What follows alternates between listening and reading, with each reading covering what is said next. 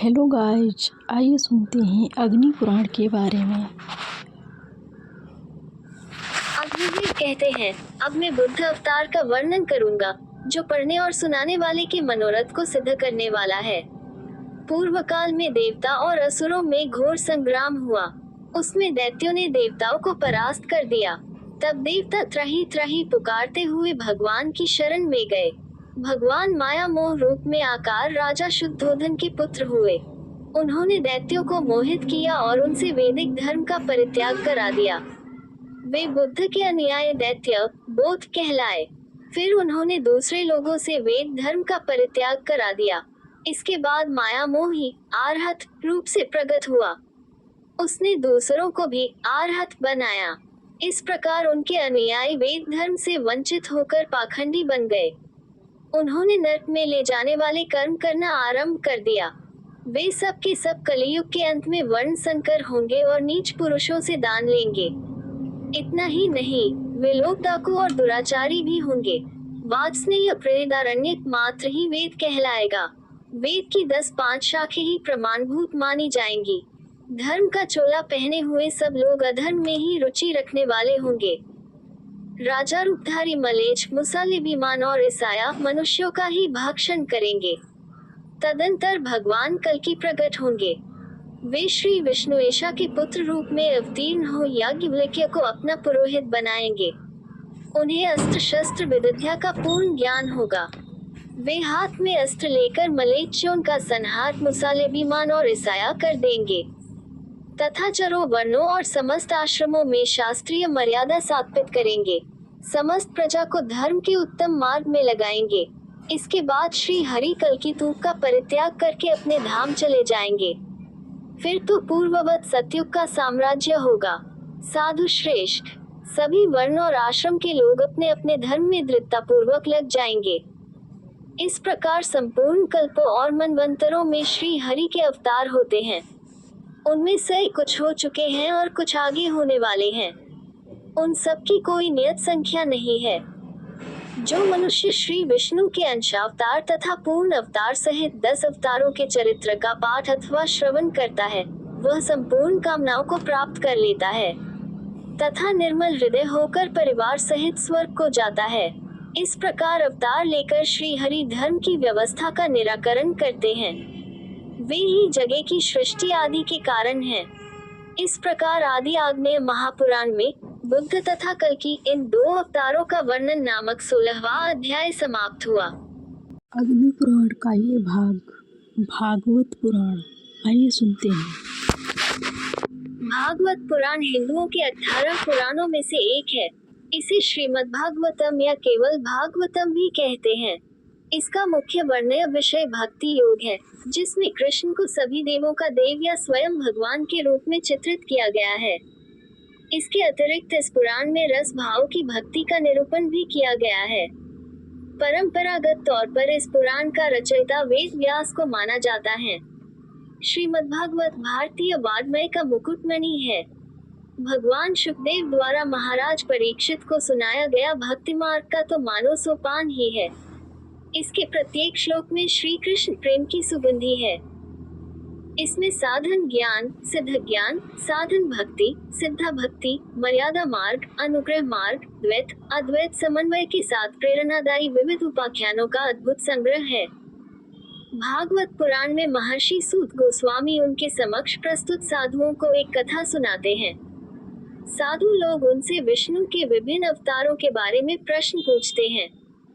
सूत गोस्वामी कहते हैं कि यह कथा उन्होंने एक दूसरे ऋषि शुकदेव से सुनी थी। इसमें कुल 12 स्कंद हैं। प्रथम कांड में सभी अवतारों को सारांश रूप में वर्णन किया गया है। हेलो गाइज, अब सुनते हैं अग्नि पुराण यानी भागवत पुराण का परिचय। तो आइए सुनते हैं। अष्टादश पुराणों में भागवत नितांत महत्वपूर्ण तथा प्रख्यात पुराण है।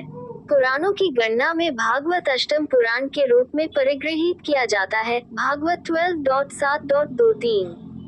आजकल भागवत आख्या धारण करने वाले 2 पुराण उपलब्ध होते हैं, क देवी भागवत तथा ख श्रीमद् भागवत। अतः इन दोनों में पुराण कोटि में किसकी गणना अपेक्षित है? इस प्रश्न का समाधान आवश्यक है। विविध प्रकार से समीक्षा करने पर अंततः यही प्रतीत होता है कि श्रीमद् भागवत को ही पुराण मानना चाहिए तथा देवी भागवत को उपपुराण की कोटि में रखना उचित है। श्रीमद् भागवत देवी भागवत के स्वरूप निर्देश के विषय में मौन है, परंतु देवी भागवत की गणना उपपुराणों के अंतर्गत करता है 1.3.16 तथा अपने आप को पुराणों के अंतर्गत देवी भाग पंचम स्कंद में वर्णित भुवन कोश श्रीमद् भागवत के पंचम स्कंद में प्रस्तुत इस विषय का अक्षरश अनुकरण करता है।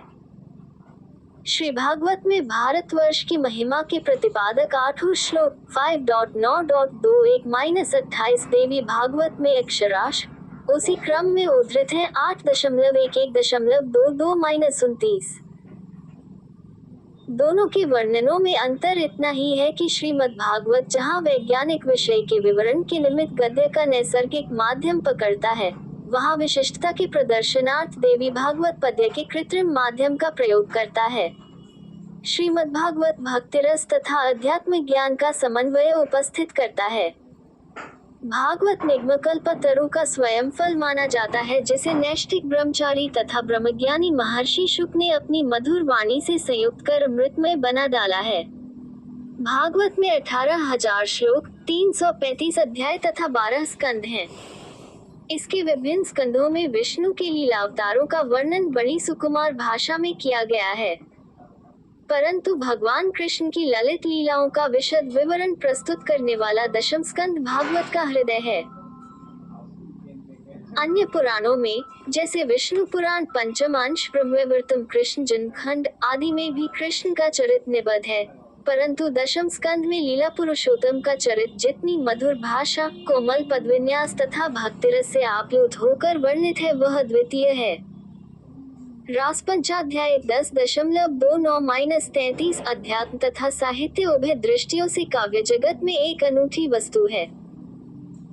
वेणुगीत 10.21 गोपी गीत 10.30 युगल गीत 10.35 भ्रमर गीत 10.47 ने भागवत को काव्य के उदात्त स्तर पर पहुंचा दिया है।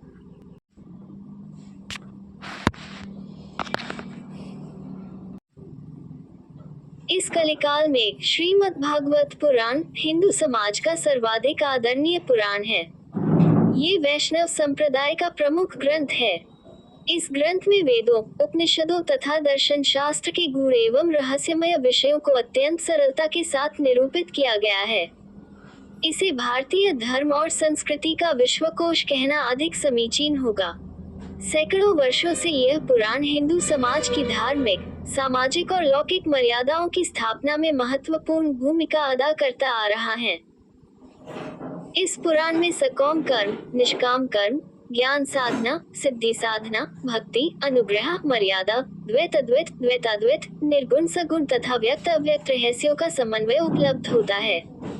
श्रीमद् भागवत पुराण वर्णन की विशदता और उदात्त काव्य रमणीयता से ओतप्रोत है। यह विद्या का अक्षय भंडार है। ये पुराण सभी प्रकार के कल्याण देने वाला तथा त्रैतापाद भौतिक, आधिदैविक और आध्यात्मिक आदि का शमन करता है। ज्ञान, भक्ति और वैराग्य का यह महान ग्रंथ है। इस पुराण में 12 स्कंद हैं, जिनमें विष्णु के अवतारों का ही वर्णन है। नैमिषारण्य में शनकादि ऋषियों की प्रार्थना पर लोमहर्षण के पुत्र उग्रश्रवासूत जी ने इस पुराण के माध्यम से श्री कृष्ण के 24 अवतारों की कथा कही है। इस पुराण में वर्णाश्रम धर्म व्यवस्था को पूरी मान्यता दी गई है तथा स्त्री, शूद्र और पतित व्यक्ति को वेद सुनने के अधिकार से वंचित किया गया है। ब्राह्मणों को अधिक महत्व दिया गया है। वैदिक काल में स्त्रियों और शूद्रों को वेद सुनने से इसलिए वंचित किया गया था कि उनके पास उन मंत्रों को श्रवण करके अपनी स्मृति में सुरक्षित रखने का न तो समय था और न ही उनका बौद्धिक विकास इतना तीक्ष्ण था। किंतु बाद में वैदिक ऋषियों की इस भावना को समझे बिना ब्राह्मणों ने इसे रूढ़ बना दिया और एक प्रकार से वर्गभेद को जन्म दे डाला। श्रीमद् भागवत पुराण में बार बार श्री कृष्ण के ईश्वरीय और अलौकिक रूप का ही वर्णन किया गया है। पुराणों के लक्षणों में प्रायः 5 विषयों का उल्लेख किया गया है। किंतु इसमें 10 विषयों सर्ग विसर्ग, स्थान, पोषण, ऊति, मनवंतर, ईशानुकथा, निरोध, मुक्ति और आश्रय का वर्णन प्राप्त होता है। दूसरे अध्याय में इन 10 लक्षणों का विवेचन किया जा चुका है। यहाँ श्री कृष्ण के गुणों का बखान करते हुए कहा गया है कि उनके भक्तों की शरण लेने से किरातहूण, आंध्र, पुलिंद, पुलकस, आभीर, कंक, यवन और खस आदि तत्कालीन जातियां भी पवित्र हो जाती हैं।